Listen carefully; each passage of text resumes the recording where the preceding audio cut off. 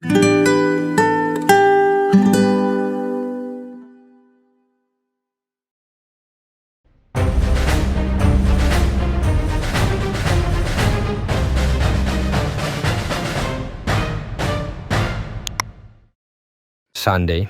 It's 6 a.m.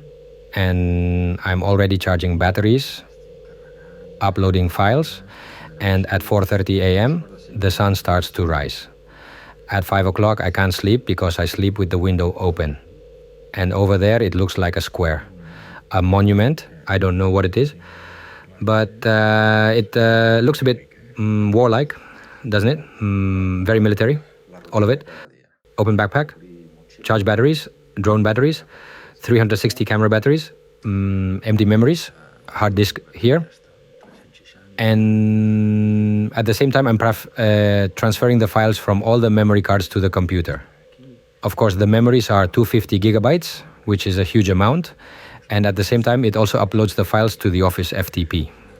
But it uploads one at 196 kilobytes per second, and the other at 98. So I left it when I arrived yesterday, and there is still a whole bunch of files to upload. What is still missing? And this is the bag, the backpack, with everything in it. My motorcycle suit is there. I slept like a king. Ole? It is 8 o'clock in the morning. I emptied the memory, charged the batteries, everything. I have to charge the tablet battery. And that's it. I've got 104 kilometers to go to finish the route, which means I had 104 kilometers to go to finish yesterday's route. So I have to do it today. So today I have to do these 104 km and the 300 km of Montenegro. Let's see how it goes. It's possible that I'll have to cut some parts or directly cut my route to Albania, because I have to be at the Braxton Hotel tomorrow at sunset. We'll see. It is 8 o'clock in the morning. At 5 o'clock I was emptying memories. Today is a fabulous day, perhaps the sunniest day. I'm in Kalinovik, 104 km from Montenegro. Let's get to work. I pass the village square of Kalinovik and I see the war monument. On the top of the monument there is the military cap of Ratko Mladic. He was a Serbian war criminal of the Serbian Republic. I refuel, leave the village, and a few kilometers later the route begins. I pass through forests, stop at a spectacular lake, stay there for a while, and then I continue because I see a very beautiful mountain landscape.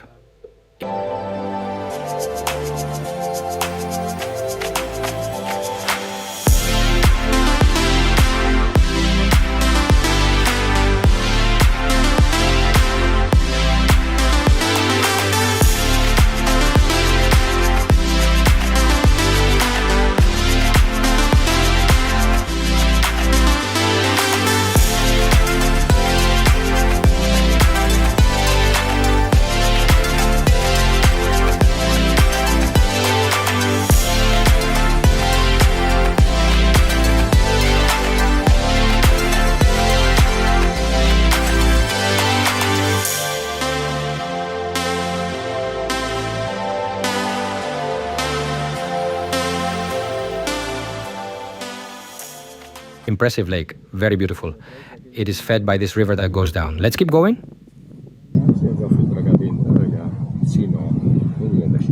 Somi.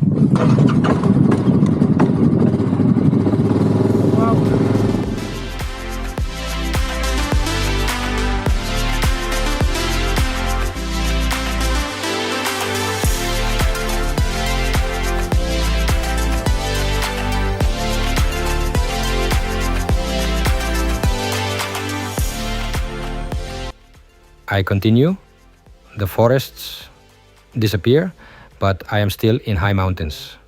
Grey stone, very beautiful, without trees, with pieces of snow, very cool. It's not hot at all, and I take the opportunity to take some cool pictures because the place deserves it. I arrive at the border between Bosnia and Montenegro. And well, it is a border where the last part is by road, and is an area where you can find many adventure sports companies. All of them do rafting and some of them do horse riding. Some of them also rent quads, and maybe they also do mountain activities. Crossing the border, a very simple procedure, but I see quite a queue of tourists, maybe 10 or 15 different vehicles doing some route inside Bosnia. Not the one I am doing, because they are vehicles that are not prepared to go by mountain route, but by road route, like the one I did in Montenegro number 3, which is by road. It is a huge reservoir. I have been coming from there for kilometers. It is huge and full. Now I have arrived here after kilometers, and I arrive here, and it splits. It is immense. It's a beast. There's a lot of water. We would have Catalonia for a long time, now that there is a drought.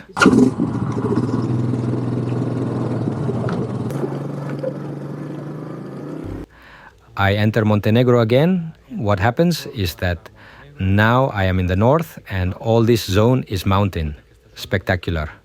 And here I do a part of the route number 1 until I enter the track.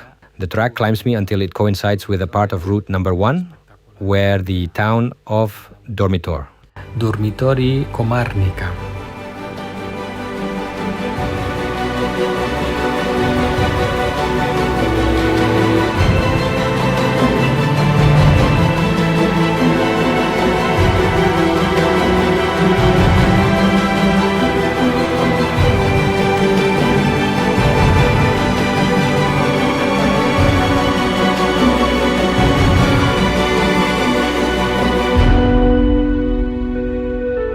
Bosnia was spectacular. It left the ranking of cities quite high. But now I am in Montenegro on a mountain road in the middle of the route. Impressive. It's cold, huh? And it looks like there will be a storm when I go into the mountains. But how beautiful. Nobody is passing by now. But there is traffic, and most of them are tourists. This road is narrow. Only here it is wider and has edges, but there are places where it is narrower and there are no edges. So on one side you have a wall, and on the other side you have a ravine, and I saw camper vans. They are really crazy. What a great experience. I have 240 kilometers to go through Montenegro, and so far it is spectacular. I'm on my way. It's a great day, and it looks like a storm is coming. It has been raining these days, but not very hard. Then I continue to Komarnica, also some impressive views. And I go back to Durmitor, and here at the second bend I find a lot of snow on the descent. And this is where it gets very complicated if you go alone, because with the snow the quad can get stuck, and if it touches the bottom of the quad, I can have a hard time getting it out. Also, when I'm going down, I can slip and fall aimlessly. With the inertia and the speed I'll pick up, I won't be able to control the quad. It will be the snow that will control me. I will fly the drone to see if I can see the trail, because there are two problems. The first is that this section is full of snow and it goes downhill, so if I go this way, it would go downhill. The problem is that the track is to the right and the snow goes all the way down the valley. If I do this track, I'll stay there and I won't be able to get out, because after that I'll have a steep slope. If I follow the snow slope, the quad will lose the track and won't know how to go. If I had a shovel, I could have done a little bit of Peralta. The problem is, let's say I pass, I get on the track, and I find myself further down in all this snow. I would not be able to get out of there because either the snow would catch me or I would not be able to get back up all that way. With the drone, I saw that after this first section, there is another section with snow, very soft. And then there is a big section that seems to be flat with a lot of snow. I also see two bikers who do not dare to pass. What I do not understand is how they manage to pass. The question is, if I run out of exit, can I go back up? There are traces of motorcycles here. How cool to have a drone to see everything. Let's get to work. It gives me enough confidence, because if they passed, I can pass. And there are no longer three bikers, but four of us, three bikers in a quad, and we can help each other, and maybe they can help me if I get stuck. That's why I keep going. I passed this first snow test easily. It was not that complicated. And again, there was a second snow test, which I also passed until I reached the area where the motorcyclists were. To avoid the snow, like me, they had to leave the track and go down to leave the snow behind, and then climb up the mountain, now without snow, to rejoin the track. They have a lot of problems with their bikes. I helped them with one of the motorcycles, and with the second one, they say there is no problem because it is light in weight. And with the quad, there is no problem. I connect the 4x4 and pass without any problems. We say goodbye and they leave. They are three Belgians, and I stayed to make 4 movies with the drone. Very cool. A very beautiful area.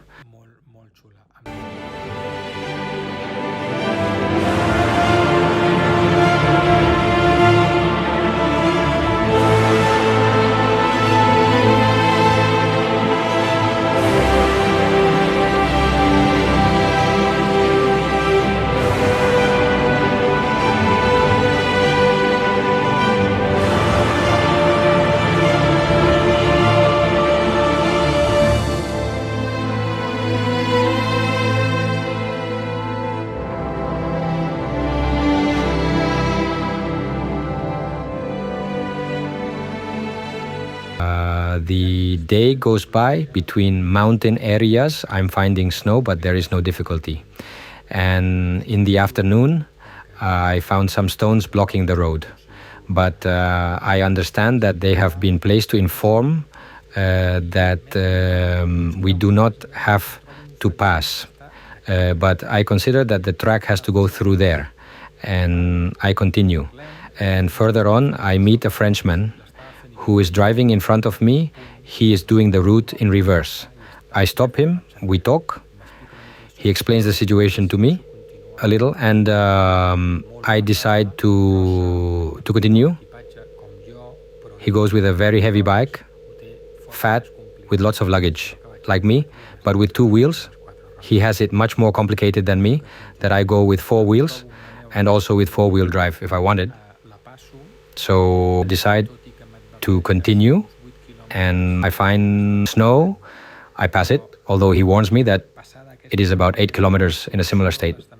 After this first situation, the other snow tracks are either lighter or can be avoided by alternative routes without difficulty. And I continue. It is worth it because the whole area is very beautiful. The only thing I meet are shepherds, apart from the Frenchman, who was on his way back. And from there I link up with a route of high mountain meadows. Meadows surrounded by mountains with snow. It is very beautiful, very dignified. I was very surprised by Montenegro, this whole area. All the perception I had of Montenegro was the route I did in the south, in Kotor, full of tourists, with cruise ships, restaurants, that is as if it were the Costa Brava. But here I am in the high mountains. I met few tourists by car on the road to Durmitor, but once I was on the road, I met the 3 Belgians and the Frenchman, and nobody else, just shepherds. Here, in this area of meadows, surrounded by mountains. I meet two new quads, two Montenegrin guys. One of them speaks English. We exchange 4 words. He wishes me a good time, and I continue. And from there, it gets dark, and I decide to cut the track. I'll come back another day. I go down the mountain until I reach the road. And along the road, a few kilometers away, I reach Podgorica, the capital. From there, I go on, staying out of the capital because I do not want to get into all that mess of cars. When night falls, I continue towards the Albanian border. I decide to cross it until before the border, I pass through a relatively small town, Tuzi. It is 9:15 Sunday night. Tomorrow evening, I have to be at the Braxton Hotel. There I will meet Edward and the other buggies. I am in Montenegro, 10 kilometers from the Albanian border. The route was fabulous, but I had to cut the last part. I was missing 100 or 130 kilometers. But certainly, the route I was missing was beautiful because all the mountains, all the mountain range that I saw coming was certainly brutal. And when I cut those 100 kilometers, which I would have done in 3 hours, I took the road, and in about an hour, I arrived where I am now.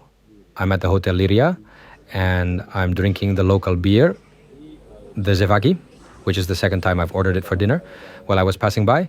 And just as I approached the door to the price of the room and leave the quad, the owner came out, a man in a tracksuit. He asked me where I was from. I told him I was from Barcelona, and it turned out that he had been to Marbella and Madrid last month. We started haggling over prices because at first he wanted to charge me 35 euro for a night in the hotel, and I made a face of disapproval, and then he lowered the price to 30 euro. Then he accompanied me to the back of the hotel to store the quad. Well, a very nice guy. He asked me what I wanted for dinner and took me the Zevaki because they don't have a kitchen here. And it cost me 5 euros in total. And it's fabulous because I have internet, I can communicate, and I charge the batteries. Let's see if I can transfer the data to the FTP. And tomorrow morning, let's see if I can get up early and cross the border. I doubt I will make the trip to the lake as the boat leaves at 9 a.m. And I doubt I will be able to get there as the hotel restaurant opens at 7 a.m.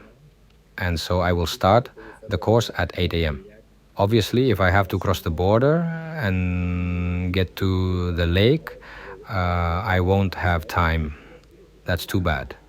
But after dinner, I will see which route I can do because I have 3 possible routes I can do tomorrow. In one of them, I have already predicted that I might have to do less and go faster. And if I take the route I've cut, I won't go by the lake. But in the other 2, I go through the lake. I'll look at them and see how it goes. When you get to the lake, well, it is not a lake, it is a dam, a reservoir. What happens is that to go to the other side, there are no routes, there are no roads, and where there is the reservoir, where there is the dam, there is a ferry that takes you to the end. It is a route of about 30 minutes and leaves at 9. But you have to make a reservation, and I didn't. It could be that the capacity was full and they would not let me go up. I doubt it because it's Monday and it's off season, but we'll never know until we get there. We'll see.